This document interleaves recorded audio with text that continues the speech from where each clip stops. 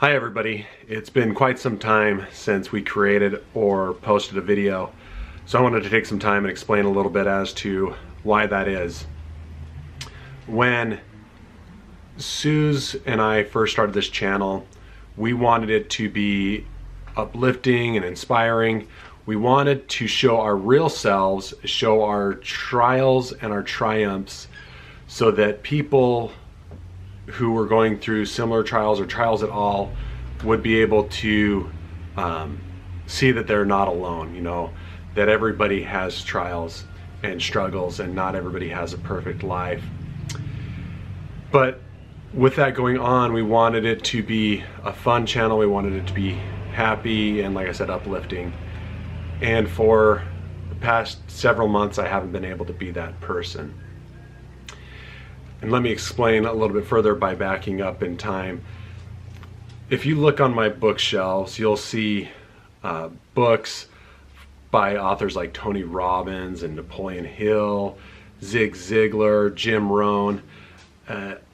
All of these books are essentially self-help books. They teach great principles, but the one that always stands out the most to me is that of positive thinking. And I have used positive thinking a lot in my life to turn things around when I've been upset or mad or sad or haven't been getting the results that I've wanted. I have used the power of positive thinking to turn my attitude around and to turn my results around. And so I am one that knows that positive thinking works. Alongside of that, I'm a Christian, and so I have my faith, I have my beliefs. And when I've had real struggles, if I'm not leaning on my positive thinking, well, I should say that I lean on positive thinking, but I also lean on my faith, because I know that through Christ, all things are possible. I know that because of Christ, when people, loved ones, pass away, and that I'm going to see them again. I also know that when I hurt or am sad, that Christ understands that, and He will lend me comfort. So with that background, a lot of you know that a year or so ago, I was diagnosed with multiple sclerosis. And so as I was getting that diagnosis and eventually finding out what that meant, I knew that I was going to be okay. That this trial was given to me to strengthen me, to bring glory to God in some way, but also I know, I should say knew, but I want to say no because I still know it, that I will be healed. And I know that it'll be by the power and grace of God that I will be healed. And so I had a positive outlook on that. And don't get me wrong, I mean, obviously there are times when I get down about having MS, activities that I can't participate in, things that I used to do all the time that I just can't do now. So I'm not saying that I'm happy and go lucky all the time, because I have my faith and I have my positive thinking. I still get down about having multiple sclerosis. Anybody that knows me knows that. Another event that happened recently was Lucy was born, and she was born 4 weeks early, which meant that when she was born, she had trouble breathing on her own. And Susan and I ended up going to, well, Lucy ended up being transferred to a newborn intensive care unit, or NICU, that was an hour away from our house. And so Susan and I had to make the impossible decision every day of going and visiting Lucy and staying with Lucy, or going and staying with our other kids and visiting our other kids. And it was really hard and trying when we were there looking at Lucy, seeing her hooked up to monitors, wires coming off of her chest and off of her feet, and a feeding tube going down her nose, and she had a CPAP mask over her nose and mouth to help her breathe. And seeing her struggle, it was really difficult on us. But even then, I knew that she was only going to be in the NICU for a short amount of time, and we were going to bring her home. And she did end up staying in the NICU 11 days, but she came home happy and healthy, and things have been fantastic ever since. What broke me, and the reason for the break in us creating and posting videos came while Lucy was in the NICU. She'd been in the NICU 5 days, and I got a phone call informing me that my childhood best friend had passed away. And he's been my best friend my entire life. And I remember getting that phone call. I was in the kitchen, and it's one of those weird moments where time isn't measured. You know, it feels like everything everything is frozen, but at the same time things seem to be happening so fast. And I don't really know how to explain it other than that. I remember my eyes getting wide. I remember my being able to actually feel my veins dilate and my body starting to get warm. And then all of a sudden my legs just couldn't support my weight anymore, and I crashed to the ground. And I crawled over to the oven and turned around and sat down and rested my back against the oven. And I put, I pulled my knees up into my chest, and I rested my arms on my knees, and I remember just putting my head on top of my arms, and I cried harder than I've ever cried in my entire life. And I couldn't be consoled. My wife tried her best, and she even called a friend and had him come over, and it was to no avail. I couldn't be consoled. And for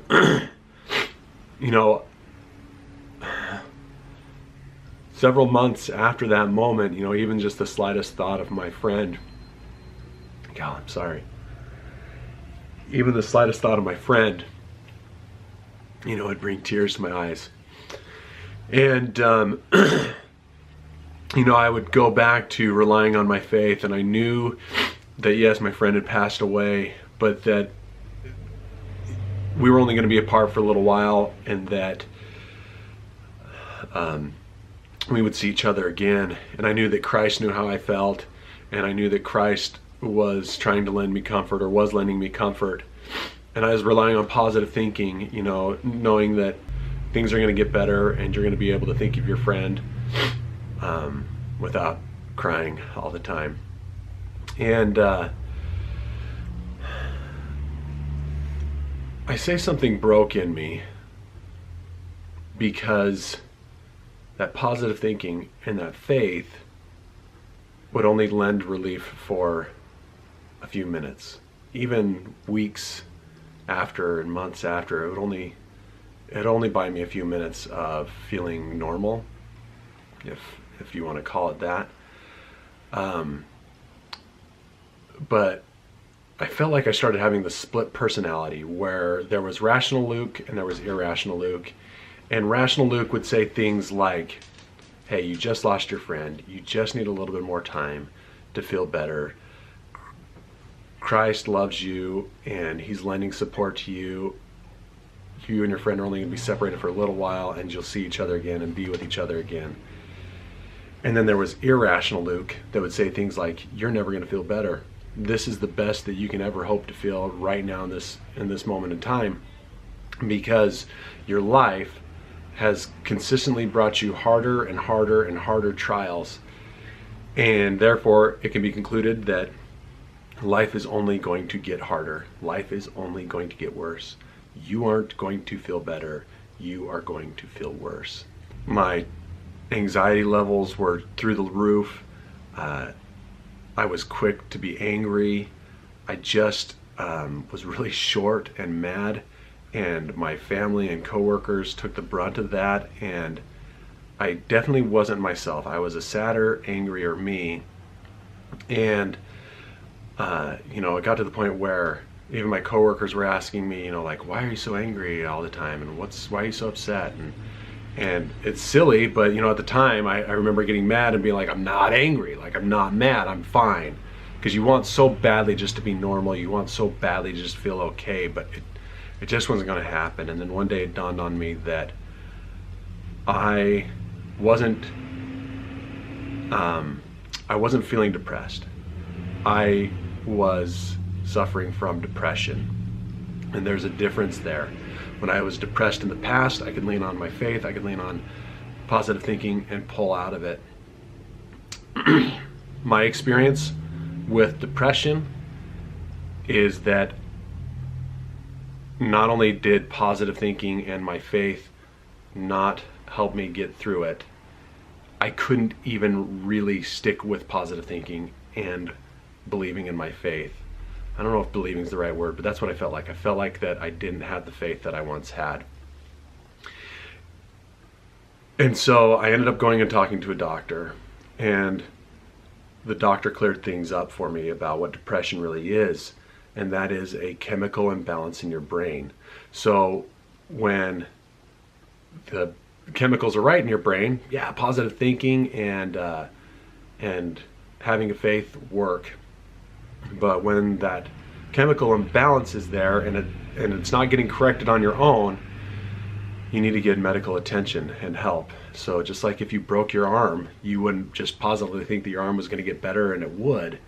You need to get that arm set and put in a cast and, seek medical attention. And so after having that conversation with him, I ended up taking some medications, and I can say that I feel better.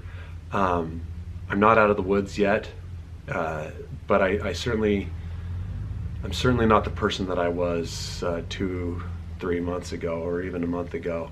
So that's the reason why we haven't been creating or posting videos.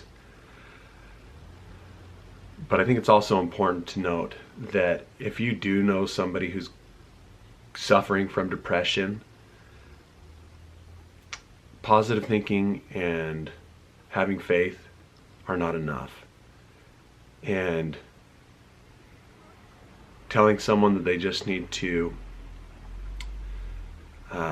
think more positively or just believe, for me, it was kind of hurtful because people would tell me that, and it was just something that I couldn't do. What people in that state need is, one, medical attention, but from others, they just need love and support. They really don't need the advice. They just need to know that you care about them and that they are worth having around. That's what's helped me the most, is knowing that people cared about me. And in those times when I got really depressed and thought that life would be better not lived, or that those people around me would be better if I weren't around, it was those people that were around me that gave me love and support that helped pull me out of this mess. And so I encourage all of you to be kind to one another and to love one another. And I thank you so much for watching this video, and I am excited to see you on the next one.